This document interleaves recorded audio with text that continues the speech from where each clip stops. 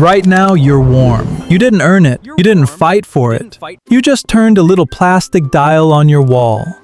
And somewhere a machine went, fine, whatever, and solved the problem for you. You want to know the coldest you'll get today? Walking from your front door to your car. That's it. That's your entire Arctic expedition. That's rough out there. It's 11 feet, Greg. You'll live. For nearly your entire species' existence, winter wasn't a 7-second inconvenience between two heated boxes. Winter was a horror movie with 4 different killers, and it came back every single year like a sequel nobody asked for. This is the story of how your ancestors looked at the deadliest season on Earth and said, "Actually, we're going to live here now." So who are we blaming for almost dying every winter? Great question. Let's meet the 4 horsemen. Horseman number 1, the cold itself. Horseman number 2, no roof. Horseman number 3, no food.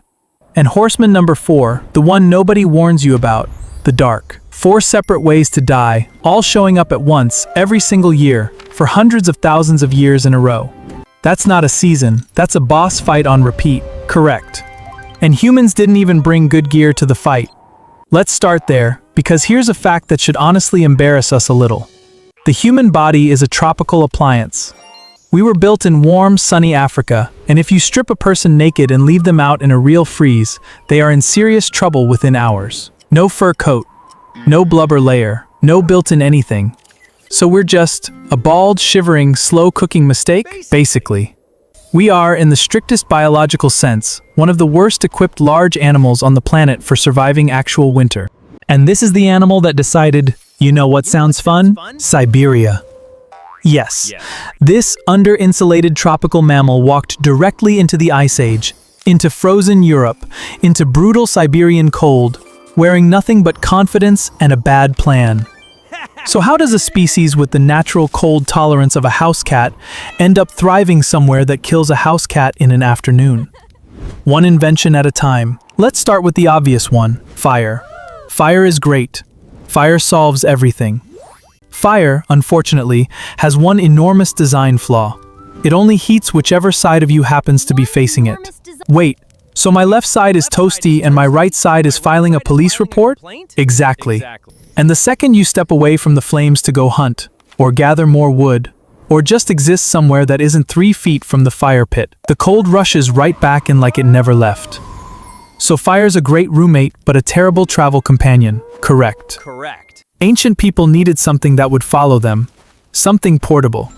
Something that wrapped the warmth around the body instead of just sitting there glowing smugly in one spot. Which brings us to the actual answer, and it's not the answer you're picturing. Let me guess. Fur coat. Grab pelt, drape over shoulders, done. That's what everyone assumes, and for a while that's literally what people did. Grab a hide, sling it over your back like a cape, walk into the blizzard like your main character in a fantasy movie. I feel like there's a but coming. There's a huge but. A hide draped over your shoulders is basically a blanket with delusions of grandeur. Wind slips in at the sides. Your arms hang out in the open. The whole thing slides off the second you bend down to pick something up, which, in a real winter, is exactly when you need it most. So the cape look was mostly cosmetic. A draped pelt beats having nothing at all, sure. But in a genuine, bone-cracking winter, better than nothing still gets you killed. The actual breakthrough wasn't wearing fur. It was cutting fur into pieces and sewing those pieces back together into a shape that matched a human body. Sleeves, closed seams, a garment that sealed a little pocket of your own warm air right against your skin and refused to let it escape no matter how much you moved around. That's the difference between a blanket and a coat. Right, and here's the twist. To make a coat, you need a needle. Not a stick, not a sharpened rock. An actual needle with an eye small enough to thread. How hard can a pointy stick with a hole in it really be? Try it. You're taking a splinter of bone, grinding it down to a fine point by hand, and then drilling a hole through it that's small enough to be delicate but strong enough not to snap the second you use it. This is a genuinely fiddly piece of engineering, and archaeologists have dug up bone needles like this that are over 40,000 years old. 40,000 years old, and it's still a better sewing kit than the one in my drawer. Lower your standards. Everyone's does. And the thread also came off the animal. Sinew. The tough fiber that connects muscle to bone could be pulled out, dried, and used to stitch hides together into something that actually held its shape. Put the fur facing inward against your skin, stitch it up tight with a bone needle and sinew thread, and suddenly a soft, hairless, tropical primate can stand in air cold enough to kill it and just not die. Sewn clothing wasn't a fashion choice. It was the piece of technology that let our species leave the one climate it was built for and go colonize basically every other climate on Earth. Take away the needle and thread, and there is no human population making it through an Ice Age Siberian winter. Full stop. Noted. Next time someone compliments my jacket, I'm telling them it's the reason humanity exists. They will not care, but you'll know. Okay, so you're finally warm. You've got a coat. You're not actively dying of exposure. Great. Except the sun is going down, the temperature is still dropping, and you now have problem number 2. Where do you spend the next 15 hours of darkness so you don't just quietly freeze in your sleep? Cave. Obviously cave. Everyone's first answer is cave. And to be fair, caves are genuinely excellent. Steady temperature, blocks the wind, keeps the snow off your head. Free real estate, basically. I sense a catch. Caves are rare. A good, dry, defensible cave in a sensible spot is not exactly falling out of the sky. And if you do find one, there's a solid chance somebody else already noticed it too, and is not interested in sharing. So most of the time, no cave. Most of the time, no cave. Which means if you want shelter, you have to build one. And this is where ancient humans stop looking like desperate cavemen and start looking like world-class engineers working with a genuinely insane materials budget. At a site called Mezhrich, in modern-day Ukraine, archaeologists found the remains of homes built around 15,000 years ago. But the area had almost no trees and almost no usable stone. So people looked around at the one raw material they actually had lying around in bulk and said, "Fine, we'll use that." Please don't tell me it's what I think it is. It's mammoth bones. Dozens of mammoths per house. People stacked and interlocked mammoth bones into round, dome-shaped structures, with jawbones layered like roof shingles, and giant curved tusks arched over the doorways like some kind of Ice Age welcome mat. So the ancient equivalent of, we don't have a lumber yard, but we do have a graveyard of the biggest animal on the continent, basically. And this wasn't some desperate one-night lean-to. This was a serious, deliberate construction project that took real planning and real labor, meant to hold up through an entire brutal season. Meanwhile, over in South Africa, archaeologists found bedding made from carefully layered grasses and leaves, arranged with real intention, dating back an almost unbelievable 77,000 years. People were fluffing their pillows before our species had even packed its bags to leave Africa. I refuse to believe cavemen had better bedtime routines than me. They absolutely did. And the effort didn't stop at the floor. Because here's the problem nobody thinks about with a mammoth bone house. Bone does not fit together like Lego. There are gaps everywhere. And every single gap is an open invitation for the wind to come in and ruin your night. So how do you patch a house made of skeleton, layer after layer of ceiling? People stretched hides across the interior walls and pinned them over the gaps. They cut blocks of turf and stacked them against the outside. Some groups even packed snow up against their shelters on purpose. Because a thick layer of snow is actually a fantastic insulator. It traps little pockets of air, and trapped air holds heat.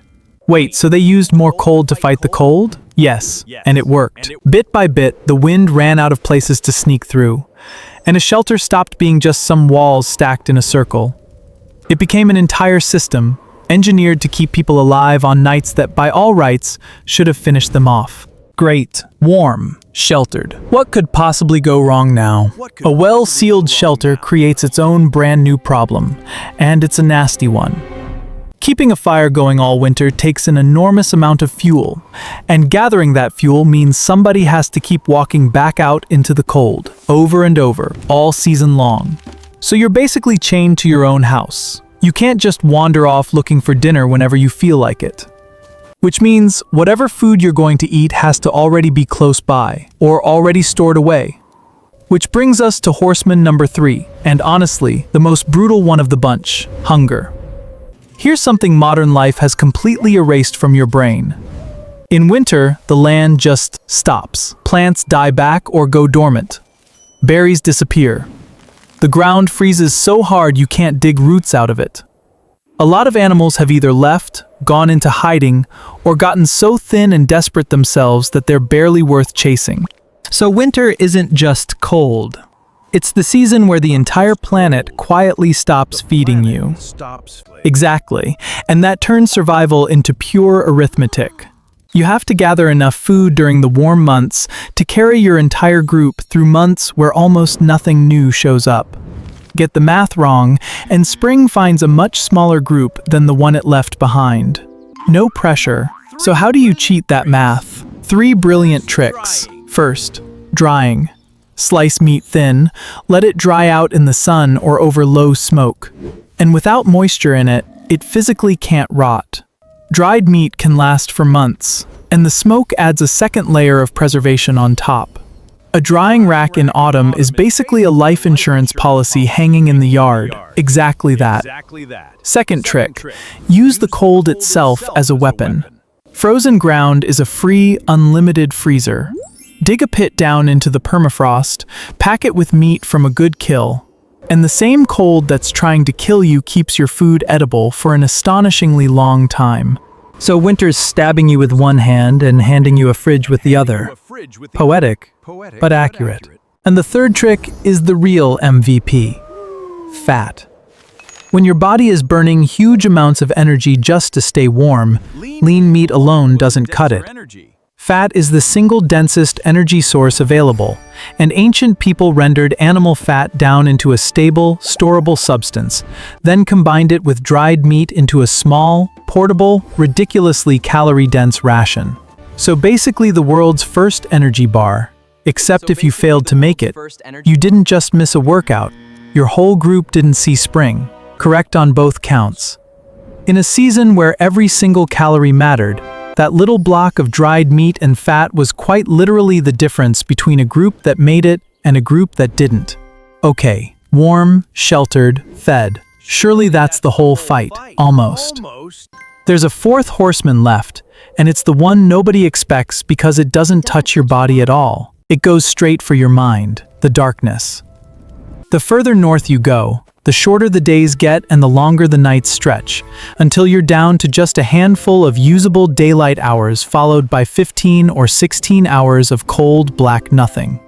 You can't travel far in that. You can't hunt effectively in it. You're stuck in a small space with the same small group of people, night after night after night, for weeks.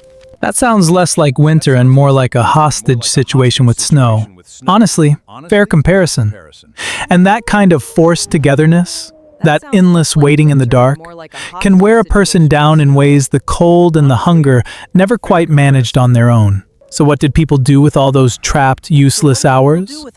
They didn't just survive them. They filled them completely. Every task that didn't need daylight or good weather got saved for exactly this stretch. Repairing tools, shaping new spear points by the fire, mending clothing for the rest of the season, twisting plant fiber into cord, carving. So the long night was basically the world's first home office, pretty much, except with better storytelling and worse Wi-Fi. Because it wasn't only labor. Around that fire, in the dark, is where people actually talked, where elders passed everything they knew down to the younger ones, where the same stories got told again and again, carrying a group's entire memory and knowledge forward across generations. A massive share of what we now call human culture, the myths, the songs, the shared knowledge, was forged in exactly these conditions. In 2014, a researcher named Polly Wiesner actually studied this directly, looking at conversations among the Jew-Hoansi people in the Kalahari, and found that once the sun went down, talk swung hard away from practical, everyday chatter and towards stories, songs, and ritual instead. So firelight is basically nature's mood lighting for turning a group of tired, cold people into a functioning culture. Something like that. People press together against the darkness, keeping each other warm, keeping each other sane, keeping each other human. until the light came back. Pull back and look at the whole picture, and something clicks into place. Winter didn't just get survived. Winter built us. The pressure of the cold is what pushed people to invent fitted, sewn clothing. The scarcity of caves is what pushed them to invent real architecture out of whatever the land happened to hand them, mammoth bones included. The seasonal collapse of food is what pushed them to master drying, freezing, and rendering fat into stores that could carry a group through months of famine. And the long, dark nights are where an enormous share of human culture itself was actually born. Nearly every piece of technology that let our species spread into every climate on the planet was hammered out in the fight to survive the cold. The harshest season on Earth didn't just fail to wipe us out, it made us dramatically more capable than we had any right to be. So here's the full scoreboard. Winter came at your ancestors with 4 separate weapons. The cold, and they answered with fire and with fitted, sewn clothing. The dark, and they answered by building real shelters out of whatever the land gave them, even out of skeletons. The hunger, and they answered by drying, freezing, and rendering food into stores that could carry a group through the entire dead season. And the darkness of mind, and they answered by turning the longest, coldest nights into a workshop and a classroom, the exact place where human culture was born.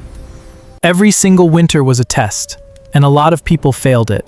Survival was never automatic. It was earned, every single year, through preparation, skill, and pure stubbornness. And now look at you. You turn a dial and the room warms up. You open your fridge and there's food grown on the other side of the planet, in the dead of December, waiting patiently for you to notice it exists. You complain that the sun sets too early. From inside a heated house your ancestors could not have dreamed up in their wildest fever, having never once in your life felt the specific dread of watching the first snowfall and wondering if your family stored enough to actually see spring. You don't survive winter anymore. You barely register it. And that's not because winter got any softer. It's because 100,000 years of people freezing and starving and huddling together in the dark slowly, painfully figured out how to beat it. One invention at a time, so that you never would have to. If you made it this far without immediately going to check your thermostat out of guilt, subscribe, drop a comment on which brutal ancient survival problem we should cover next. And remember, next time you're annoyed the heater's taking 10 whole seconds to kick in, somewhere a mammoth bone hut is judging you silently. See you next time.